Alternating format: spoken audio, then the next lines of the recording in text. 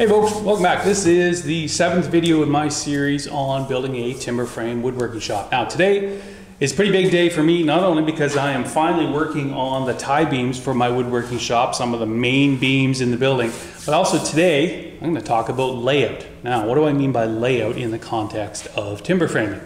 Well, layout is the process not only by which you denote where on the timbers your joinery is happening, but also you denote the characteristics and geometry and the details of the joint, such that whoever is coming after you to cut the joint, and it may well be the same person who does the layout, can execute these nice clean joints. Now, we have to remember that fundamentally the overall objective is to create nice, tight, clean joints that go together seamlessly without any drama on raising day, but also a joint that sticks together and will stay together and perform its role, structurally speaking, in the frame for the lifetime of the structure. Now, what actual joints happen at these locations is a whole other subject matter. I'm not going to get into that, but what I will talk about is a number of the common layout systems that are out there in general, and I'll get into the detail on the system that I use, which is kind of a melding of a few different systems. But regardless of what system you employ, and with any big project and big job, there's always a bit of homework that has to be done ahead of time to make sure that you're organized. So first of all, now that I have these timbers all planed up and looking nice, what I'm going to do is I'm going to clean up the ends so that they're neat and tidy, and if I have to draw on them, I can. And then what I'll do is I'll take you into the office and I'll walk you through some of the computer work that I do to make sure I have all the information and data that I need when it comes time to do the layout. And after that, we'll come back up here, I'll talk about some of the different systems in general, and then we'll go into the detail on the system that I have come to use. It is really important to check your blade for 90 degrees with these, well, any of the saws really. Of course, we're not even riding on perfectly square and flat timbers, but at the same time, you don't want to add insult to injuries, so check this at the beginning of the project and at a number of times in between.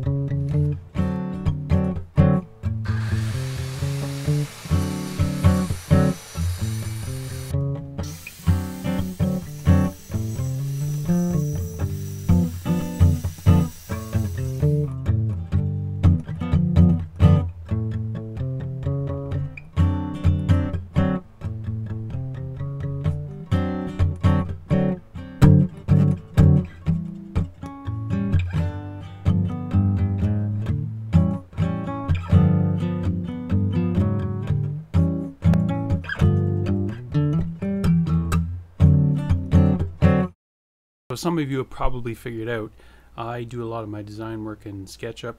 No reason other than it was free when I got started. There of course are much more powerful systems available, but SketchUp seems to do what I need to do, and there's a decent sized community out there that use SketchUp as well, and there are some plugins available that help you make shop notes and that sort of stuff. But really any system similar to this will do the job just fine. I don't want to get too far ahead of ourselves here, but you'll see that there are indeed reductions drawn in here. These are nominal. The timbers, of course, as drawn, are all perfectly rectangular, perfectly square, and of course don't represent the timbers perfectly. But as I get into more details about this, you'll see how this is. In many of these situations, the reductions that are drawn there are just sort of best guesses at what would be required to deal with the fact that the timbers are imperfect. But there are a number of places in here where the reductions are actually required structurally, and I'll get into a bit more of that later on. So what I do extract from all of this is I extract my measurements for where all the joinery happens, and what I'll usually do is I'll take each component and I'll set them out into space somewhere, like I've done back here with the tie beams.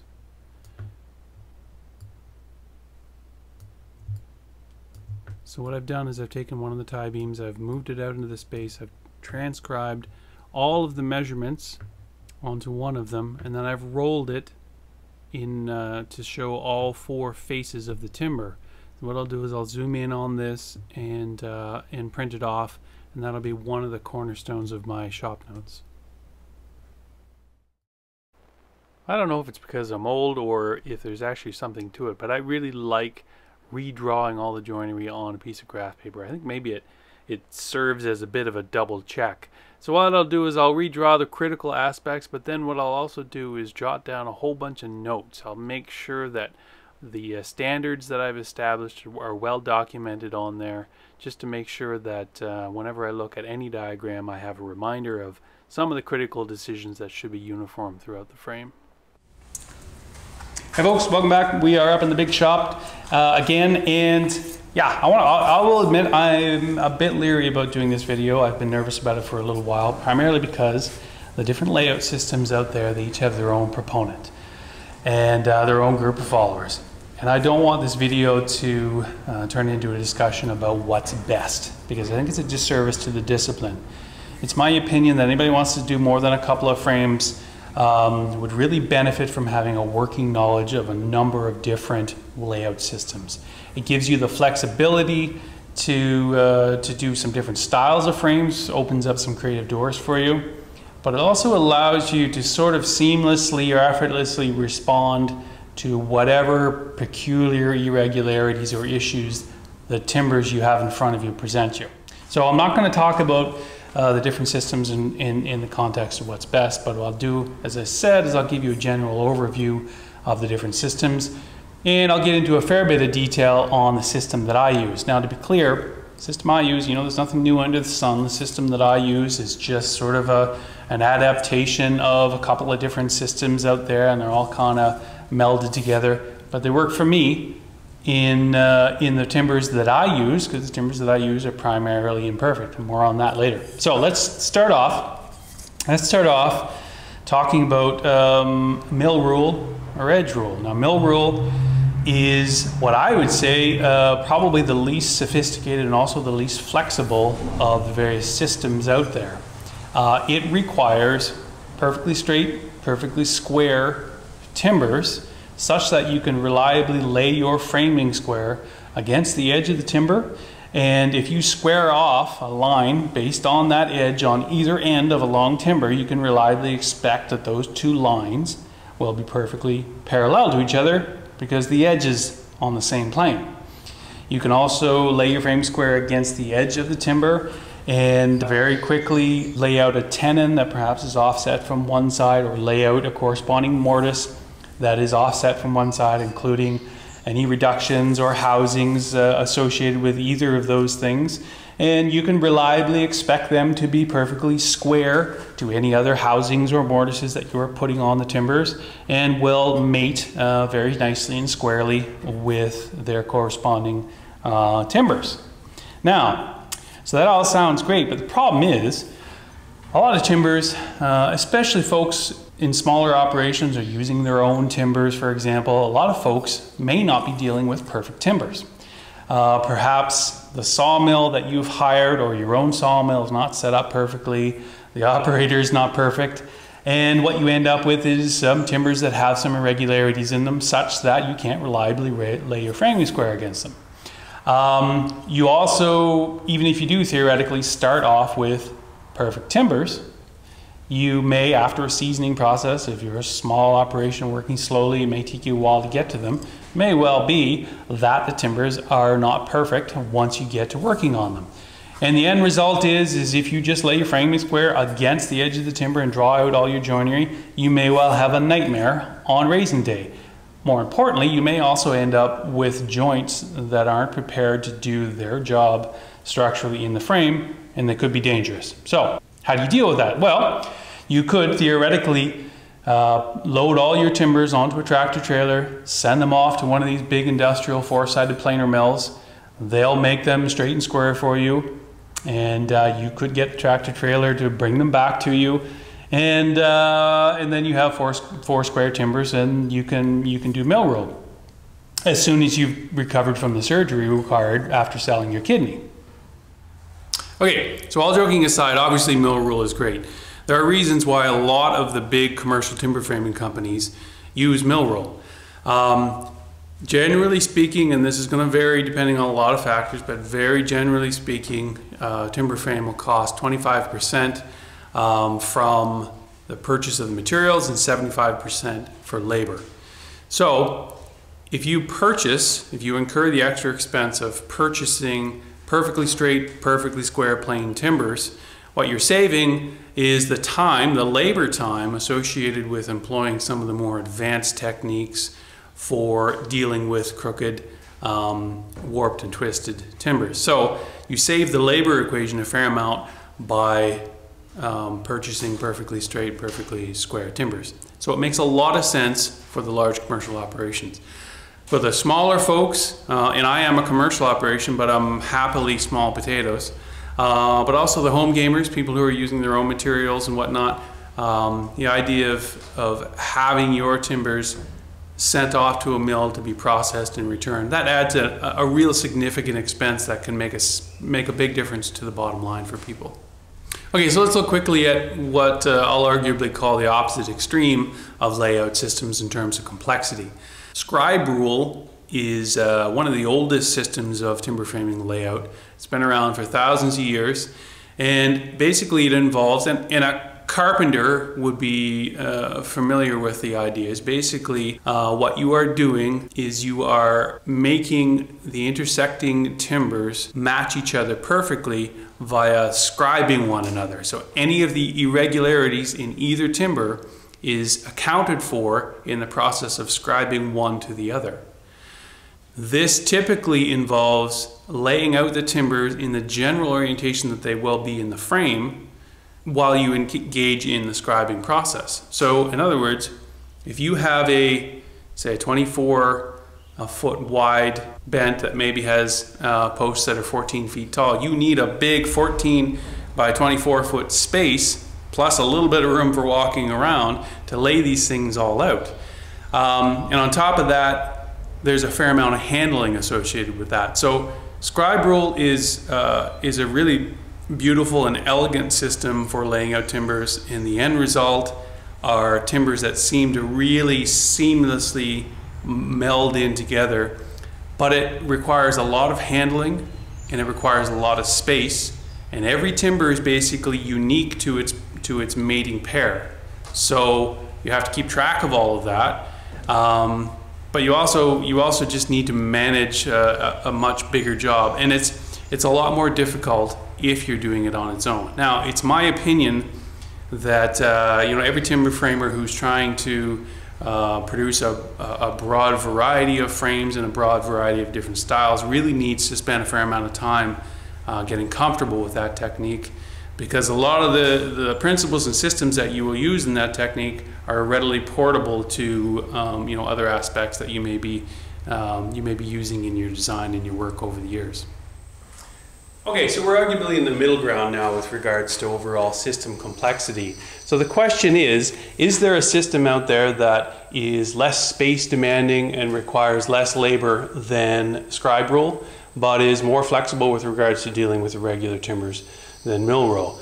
And the answer is yes, there is. But I'm going to start with a little bit of a word of warning here, primarily because, I had a decent understanding of a number of different systems at the outset, but in preparation for making this video, I got out all my old textbooks and I got out all my old course notes from courses that I've taken and even courses where I've just acquired the materials.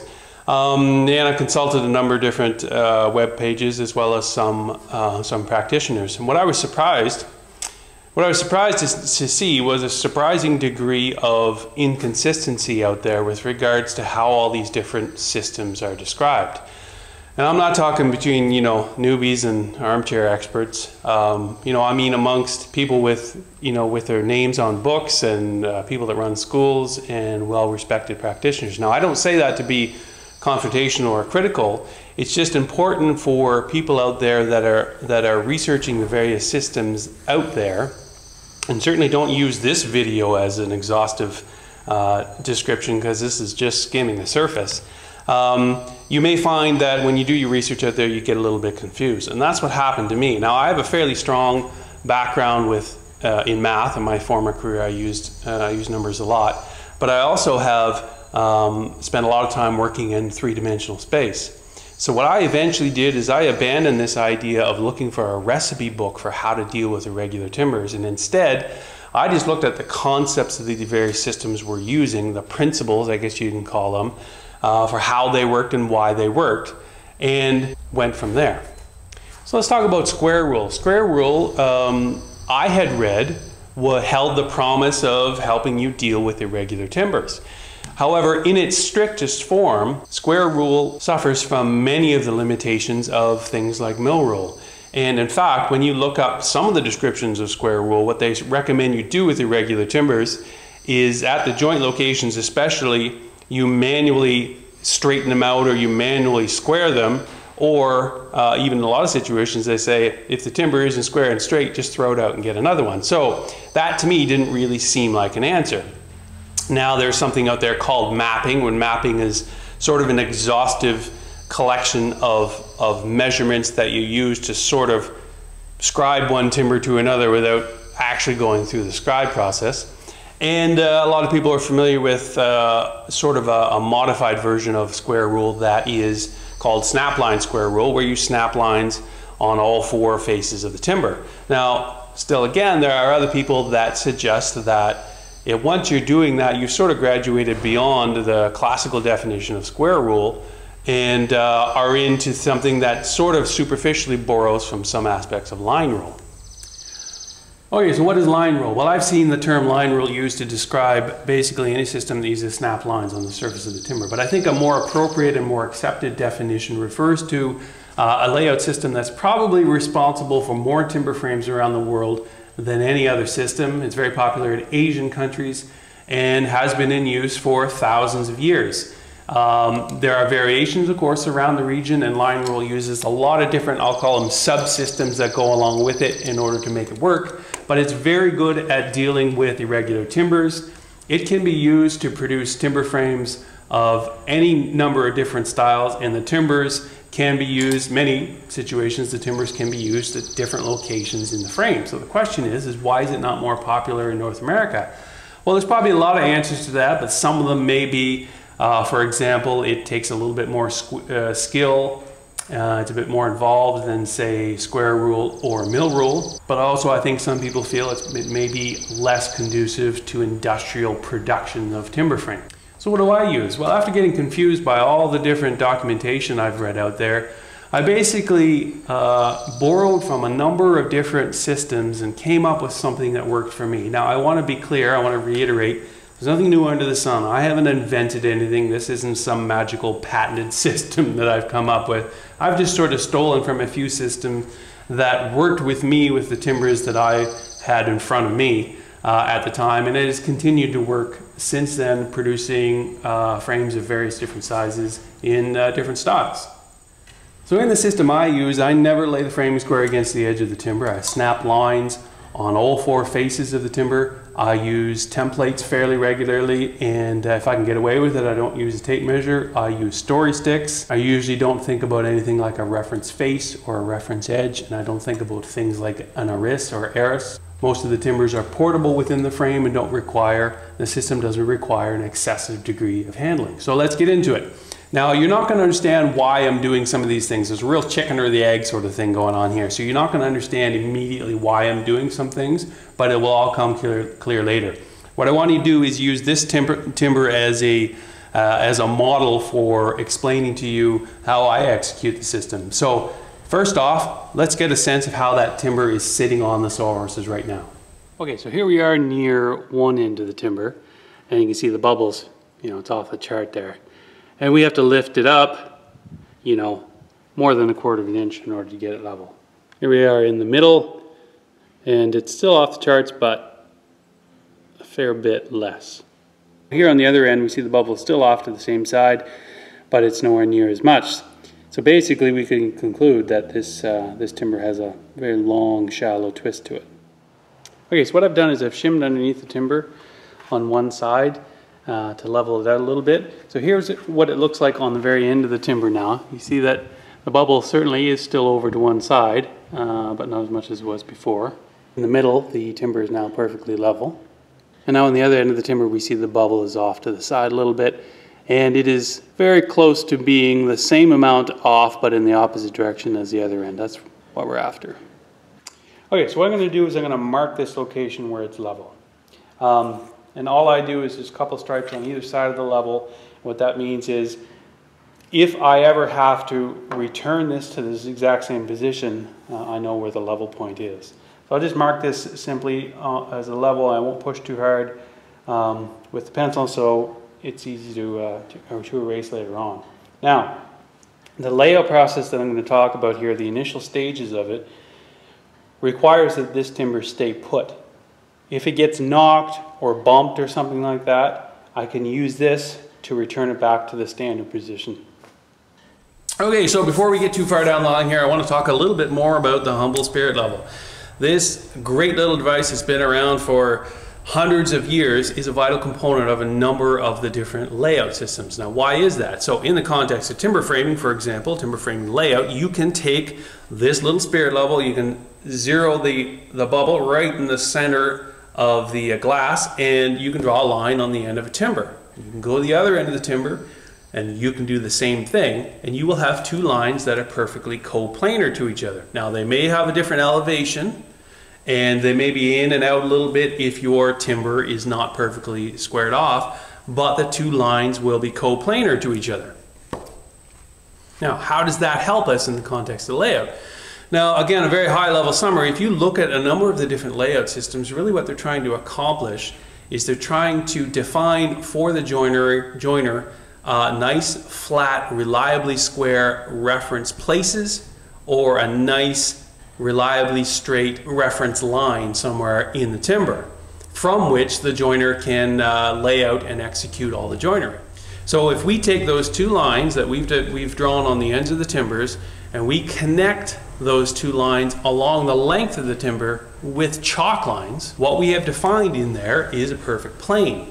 Could be inclined a little bit, but it will be a nice flat plane. Now, we also know that the surface of this timber is slightly irregular. It could go in and out like that. So the best way to really think about it is that these chalk lines basically show you where that perfect plane is emerging from the face of the timber. So we're going to get into a bit of the chicken or the egg stuff I was talking about before. I want to demonstrate how I go about that at the end of the timber, and some of the questions about why I'm putting the lines where I put them, and it can be different depending on what timber I'm actually laying out. Those questions, I'll answer those a little bit later on. But let's change the camera angle up and take a look at the end of the timber. Okay, so here we are at the end of the timber. Now you can see I've already done this. It's a bit awkward to film while actually laying it out, so I've already done it ahead of time. But essentially what I did is I measured down 1/2 inch. Now I know you're probably wondering why I did 1/2 inch. We'll get into more of that later. So here it is, 1/2 inch, and I put the level line at the end of the timber, drew a line, and then I repeated it at the end of the timber, and now there it is.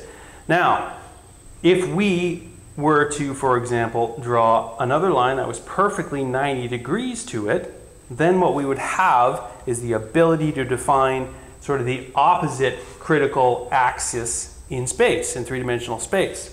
Now you can do that. Now what you can do if you want is you can draw the line with the assistance of the level right on the end of the timber. But what I do is I use a framing square to help me. Okay, so the levels that I use have little magnets on the bottom. What that means is if I use a ferromagnetic square on the end of the timber, I can stick the level right on top of the framing square like that. Now if I manually level the level so the bubble's right in the middle, obviously the level is perfectly parallel to this bottom edge of the framing square, but it's also perfectly parallel to this line. Now one of the main reasons for for a framing square is to be perfectly square. So if I level this, I know that this is perfectly 90 degrees to this line. And what you have done essentially is you've created two lines in space, the most critical two, and you can think of this as an X and a Y. I repeat that at the other end of the timber, and essentially what I'm doing is I'm defining 4 different points, okay? And if I connect all of these lines with chalk lines, I can use these chalk lines for layout purposes, but also at the initial stages I can use these chalk lines to learn a little bit more about the timber. Okay, so now that we've run all the chalk lines for each of the 2 primary planes, what we can do is we can take a closer look at exactly how this timber is extruded. Now, we're only going to look on the plumb plane right now, which is denoted by this line on this surface of the timber. We go back there, we know we started off at 2 inches from the edge. Here, we're 1/8 of an inch off. Up here, it's the better part of 1/4 of an inch off. But what's interesting is that right here in the center of the timber, it's almost right back to being perfectly 2 inches. And if we continue to measure on up there, it's about exactly 2 inches from the edge. So what does this tell us? Well, we already knew the timber was a little bowed. We can see that just by eye, but what's interesting is the bow is not centered right at the center of the timber. In other words, the apex of the bow is not actually in the center of the timber. It's up here somewhere. So what this means is if we had tried to lay out this timber using edge rule or using mill rule, we probably would have run into a lot of problems. And that's only after looking at this one line on this one side. And of course we will probably find other issues if we look at it on the other plane, compounded by the fact that the timber is at a square. Okay, so we've got our 2 axes defined on and within the timber. We've connected them with chalk lines, so we know where those 2 perfect planes emerge from the face of the timber. Now it's time to get down to business. Now, the problem is, you've probably noticed I've had a few wardrobe changes in this video. That's because I've had to go back and reshoot a number of things because it's quite a complicated subject. And as a result, it's turning into a really long video. I think we're up around 25 minutes or something like that. So what I'm going to do is I'm going to cut it here. But in the next video, we're going to manufacture some templates, and we're going to use the templates to lay out the joinery on this timber. I'm going to talk about the limitations of layout. We're going to talk a bit more about story sticks and when and where I use them. We're also going to get down to the business of cutting these joints. And I'll describe some of my little tricks that I use to help deal with the fact that a lot of the power tools are going to be sitting on imperfect timbers. But I also want to mention really quickly here now, I've actually started another build. We're starting to cut the joinery for the machine shed that I'm building this year. And what I'm doing is I'm video documenting that as well. I'm calling the series kind of less talk, more sawdust or something like that. So if you're interested in timber framing and you want to see the process, you want to walk through the process, but you're less interested in all this, check out my channel, please subscribe and hit the little bell notification and you'll get an update whenever a new video comes along. And if you're more interested in just watching the sawdust fly, you might want to be interested in that series. So for now, thank you very much. I appreciate it. If you like this video, make sure you hit the thumbs up, please, and we'll see you next time.